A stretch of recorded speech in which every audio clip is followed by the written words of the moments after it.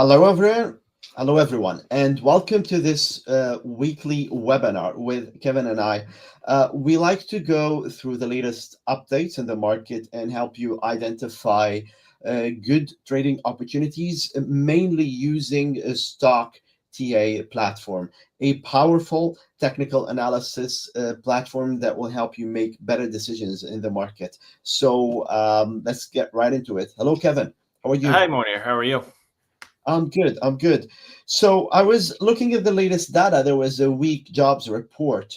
What are your thoughts on that? I think the market likes it because it means they're going to cut rates. And I think that's what everybody's been waiting on. So I think the September rate is pretty much locked in. I worry about inflation coming back a little bit, though. So I don't know. I read a report, I think it was from Citibank or Wells Fargo, that said they expect 5 rate cuts next year. I mean, I think a lot of that depends on, I guess, who Trump brings in, Yeah, and when they start. there is a lot of data until then, so it's not really set in stone, I imagine. And uh, I was looking also at the main indices, and they seem to be a bit choppy, but still in positive territories, bullish territories. Really, nothing to fret about so far. So, would you like to go through some of the Sure. Let's inform? start with QQQ because I think that one's pretty interesting. Yeah. So if you look, it has heavy support at 570 and it's trading at 580, but it's neutral short term. So I think, you know, I don't know if it's taking a breather here, but I mean, that's really strong support. The RSI, nothing's overbought. I'm curious. I think a lot of the stocks in the market are waiting on this jobs report to come out today. And if the market's moving already, we're recording this pre-markets. It might have leaked a little bit, so some people might already know. But it's interesting that the semis have really kind of taken off again, and anything kind of semi or AI infrastructure related in QQQ, like you said, it's kind of been lagging a little bit here in the short term. So I'm curious if this neutral signal is going to increase and then flip to bullish soon.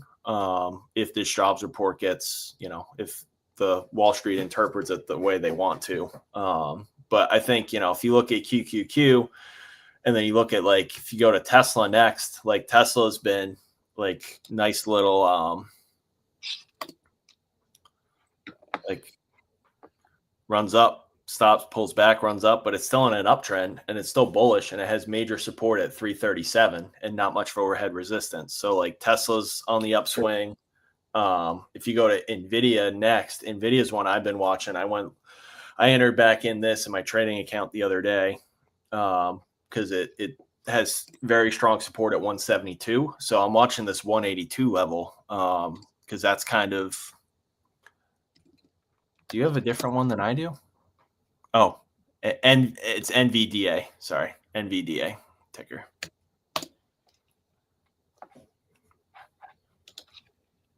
Not getting anything. NV.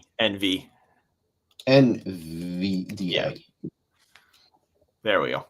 So medium kind of resistance at 182. So I'm curious, I'm watching that 182.68 level because if it breaks out above that, it could run a little bit in the short term. And then another one is Palantir PLTR. If you look at that, I went long this a little bit ago. I've been in and out of this all year, but this is a really good setup here. Yeah, it looks excellent with this resistance level as a target.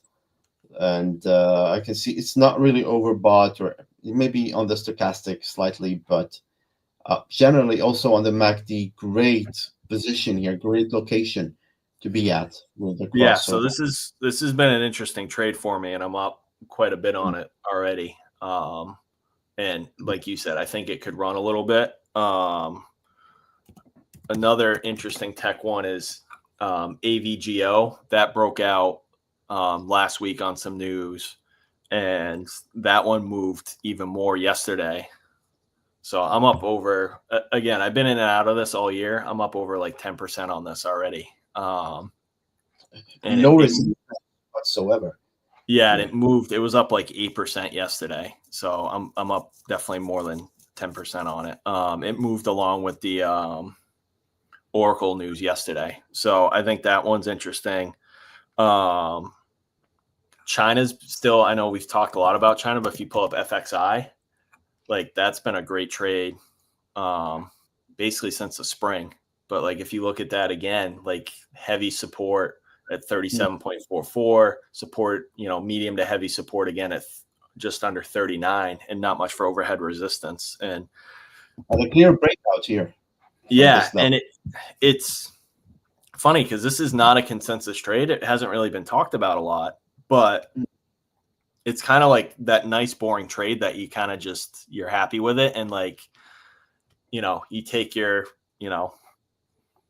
5-10% gain on the month or every couple months, and you just kind of set it and forget it until the signal tells me otherwise. But I mean, that's been a great trade basically all year. If you go to SMH, that one's been interesting.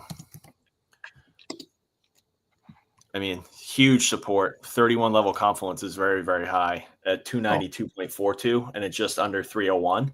So that's another one I've entered back into because the risk reward there I feel like is pretty strong. Even though, it's run up a lot since the spring, it's basically been consolidating since the summer. I mean, since, mid part of July. So it's consolidated for a month. And if this gets the signal from the market that, we're getting a rate cut, we're getting other stuff, this could be an interesting. Yeah, I think it will be a good entry once this turns into bullish. And even now, it's still a good entry. It's respecting the support level and also those lower support levels. So looks like a good trade. Yeah. And then the other one I want to look at was IBIT, which is IBIT, which is the Bitcoin ETF. Yes. I mean, it's interesting that that's flashed basically neutral across the board, and it's pulled back a little bit, but I'm wondering if it might have bottomed here in the short term. So I own a lot of this in my retirement account. I don't have any in my trading account right now because I honestly, I wanted to wait and see how the market reacted to today's inflation report. So, it closed at 64.53, has major support at 63.69. And you look at the overhead resistance, they're all really small numbers. So they're all light resistance. There's nothing above a 5. So this is one that could run. And then if you look at ETHA, ETHA, you might have to type it in twice. Oh, no, it came up for you. Like that one's been interesting because that one's been outperforming Bitcoin in the short term, but now it's run up against, closed at 32.7, has major resistance at 32.76. So yeah. I'm wondering, they usually trade together. The Bitcoin traded down, ETH traded up. Now I wonder if Bitcoin is going to play catch up here and if ETH is going to consolidate for a little bit between, just under 33 and that 28 level. Well, generally, Ethereum has been consolidating for a while, but still respecting at least this level. I mean, but if there is a decisive break of this resistance level, then I think maybe the next target will be this strong support level, but it is still in a bullish trend. Yep. And that's why it's interesting to see, because you see the intermediate and the long term have been very bullish, because that's measuring all the data, from like a month plus or 3 months plus out. But again, short term, it has consolidated. So again, I'm curious. I'm watching that 32.76 level closely today, because if that, trades along with Bitcoin, like I said earlier, like, is that going to break out again? Is that going to lead Bitcoin, or is it going to consolidate and Bitcoin's going to catch up to it? So I just, I look at these different relationships and I see how things are trading compared to each other. And, energy, I thought broke out a little bit.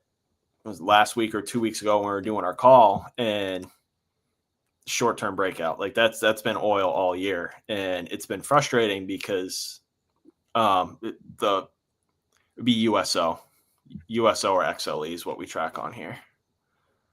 So USO. USO is the American one. Yeah. But not a great looking chart right now. Not really, but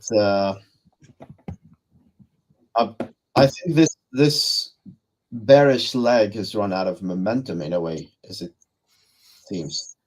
Yeah, It's- I mean, it it's- seems like it's curling up, and the bearish signal it's been trending back towards neutral, which is good. But I'm curious, this is another one. The inflation data is going to be a direct impact, I think, on it, and I think I don't know. It's been interesting. Oil's been really tough to trade this year, and I'm usually a pretty decent, trader. I don't trade the actual crude oil, but like any equity related to it. And this year's been really tough trying to trade it because there's been so many false breakouts, and then it breaks out for geopolitical news for a week, and then it goes right back down.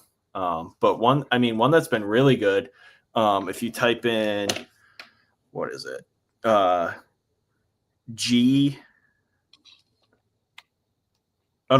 BTGD. So this is an interesting one. A friend just told me about it. I've never heard of it. The tax setup on it and how you get taxed is not ideal. But what is this focused on? So this is basically it's basically an ETF that's not really an ETF, but it basically is a leveraged play on Bitcoin and gold, and spot Bitcoin and spot gold, not gold miners, not, like it's kind of crazy, but it's outperformed a lot of different stuff. I mean, let's see what it's up on the year. I mean, from 25 in April to 40, it's up 46% year to date. Yeah. And it hasn't been around super long. It looks like it started October 21st, 2024. And basically since then, it's up almost 100%. It's basically doubled. So I'm curious, if inflation and gold, if inflation keeps going up and gold keeps being the play here, and Bitcoin breaks out of its consolidation, I think this could be one that could outperform again. Again, check with your accountants on the tax stuff, because I'm not sure if it has a K1, but it kind of gets taxed like it's a commodity fund. So this is, I don't know, it's just an interesting stock, and I bought some the other day, just to have some exposure to it. It's a very good inflation hedge, at least. Yeah, because some of the other inflation hedges, like some of the other ETFs, it seems like they don't have the right components of it, if that makes sense. Like it seems like they have too much oil and they have no exposure to Bitcoin, which has been an inflation hedge for some of the bigger funds. Right or wrong, that's what they believe, and it's their money, and they've been doing a lot longer than I have, so I'm not going to second guess them. But they have too much oil in it, and they don't have enough gold or silver miners or copper miners to get that exposure. They have some, but they don't have, like, some of the really good producers have outperformed this year, but some of the other producers have been, especially some of the silver miners, have really lagged lately. So I think it's just how those ETFs are made up that's causing them to lag a little bit. But then if you look at this and it's like, wow, like, again, you're going to get taxed on it, but it's up, 46%. And then if you look at INFL is the inflation ETF, that's up 12.6% on the year.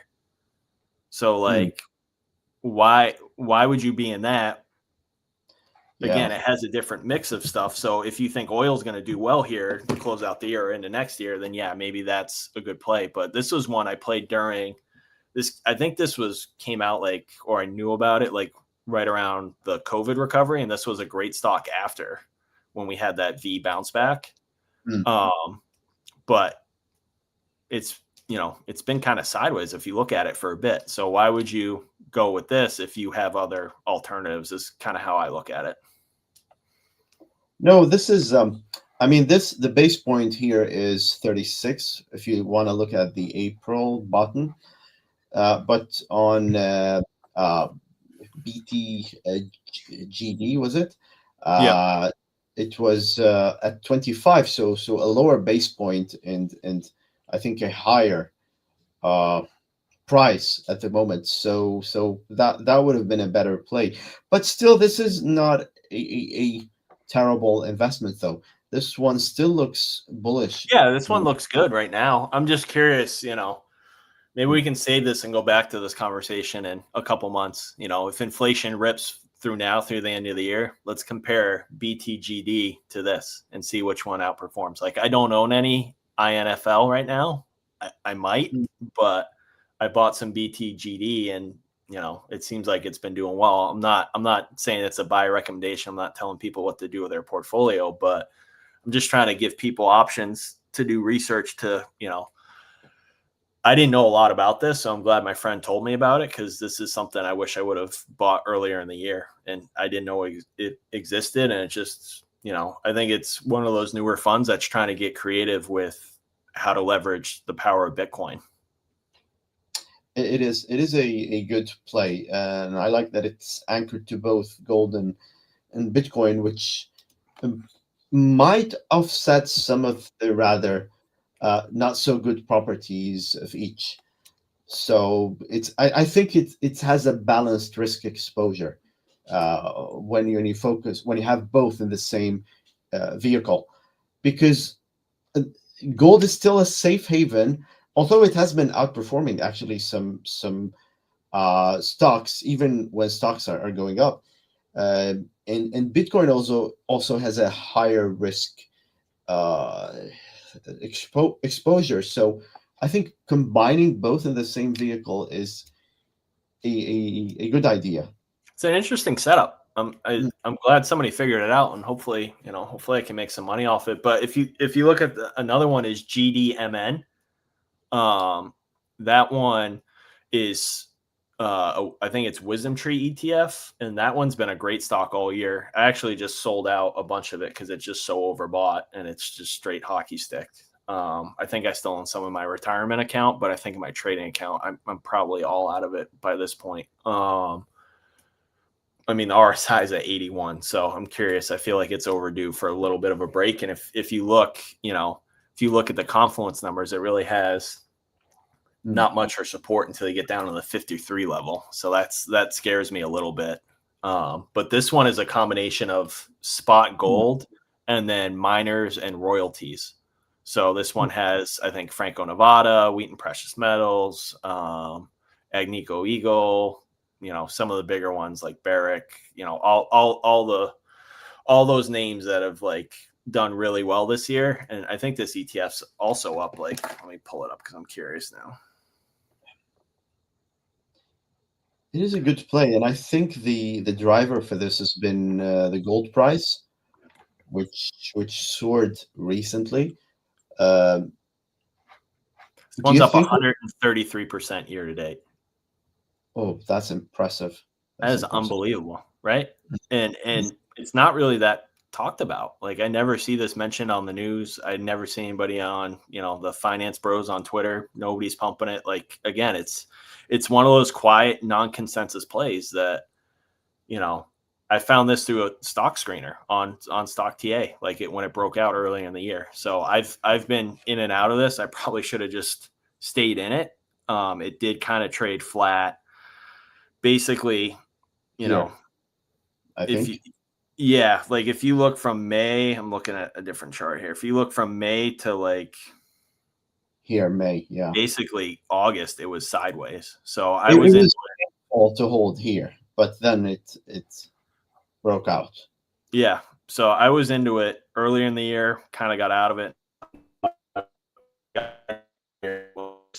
early in the fall here. But I was into it a month ago, maybe 2 months ago, and then I've been, I slowly scaled in and I slowly scaled out of it. But again, I still own some of my retirement account, I think. Because that's more of a buy and hold. I don't trade that as frequently. But I think this is another one that's interesting that I don't know if it's the tariff stuff. I don't know if it's inflation. Like, there could be any, having multiple tailwinds behind a stock is never a bad thing. So I don't know if the why really matters here. It's just the when you get into it and when you sell it. Exactly. exactly. Agreed. But yeah, We'll that's look. all I got for today. But I thought those were kind of interesting, just seeing the relationship between the tech, broader tech, AI infrastructure, and then now this gold and Bitcoin kind of relationship that seems to be working.